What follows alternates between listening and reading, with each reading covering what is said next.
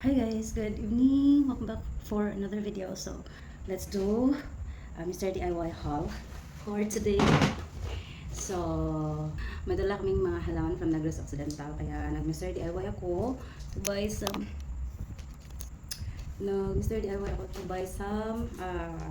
mga gamit para sa paghahalaman. Ayun.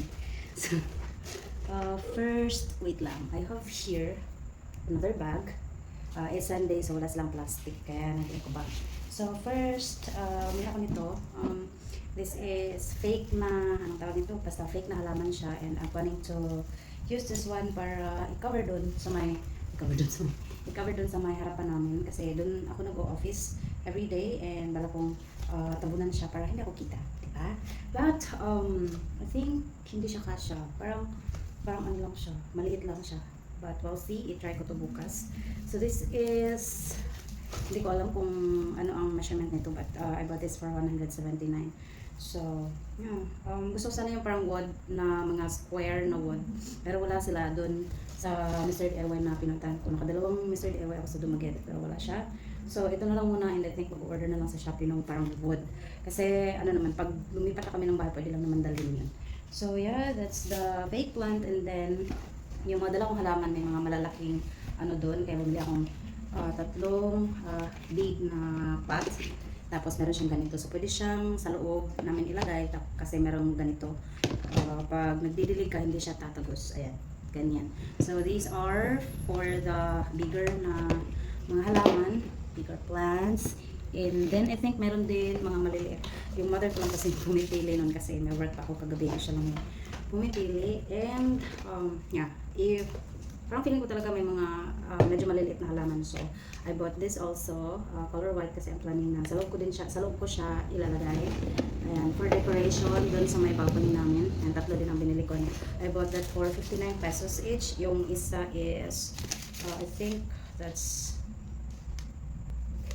parang 73 ata siya. 73? Iwan ko. Hindi ko maano yung yun niya. But yeah, ayun, tatlo siya. And then, bumili lang akong scissor. Ayan, tatlo. Isang set na to for 100 pesos. Kasi, meron akong magtahi-tahi ng mga anik-anik. So, magagamit ko yan. And then, yeah, mga crafting. Ano.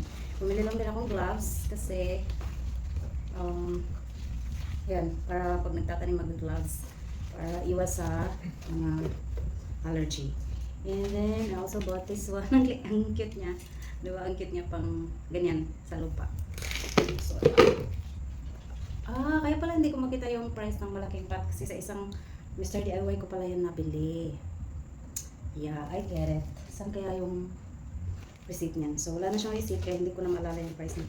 And then, bumili lang din akong ganito, table mirror na ipapatok ko dun sa table ko kung saan ako nagme-makeup kapag may lakad ako. Kasi, ang hirap kapag walang salamin na malaki. And then, bumili din ako nito, wala lang, para may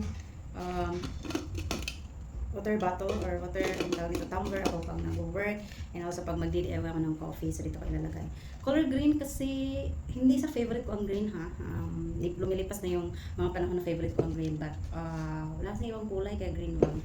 Ayan. And then, bumili din ako nito, spoon na maliliit para pang stir ng coffee. Ayan, isang ano siya, parang 5 siya. Ayan, 5 piraso. And then, bumili din ako nito para kapag nagpiprito kami o nagpa-fried chicken, may pang ano kami. Ayan, ito. And then, bumili akong toothpick, bamboo toothpick. Ang dalawa. Mura lang kasi sa Mr. DIY. And then, ito, ilalagay ko ito sa labas kasi kapag naglalaba ako, gumagamit ako ng brush. Nagbabrush ako ng mga pantalon, gano'n. So, dito ko siya ilalagay. Tapos, sabon. Ayan. And then, last na pala. Bumili din ako nito. Ay, hindi ko last. Meron pang tie wire. Ayan. Para to doon sa fake na halaman. Para i-tie ko siya sa mga, ano doon, sa labas. Tapos, bumili lang ako nito, organizer, para dito ko ipapatong yung mga makeup products ko. Para hindi kalat-kalat.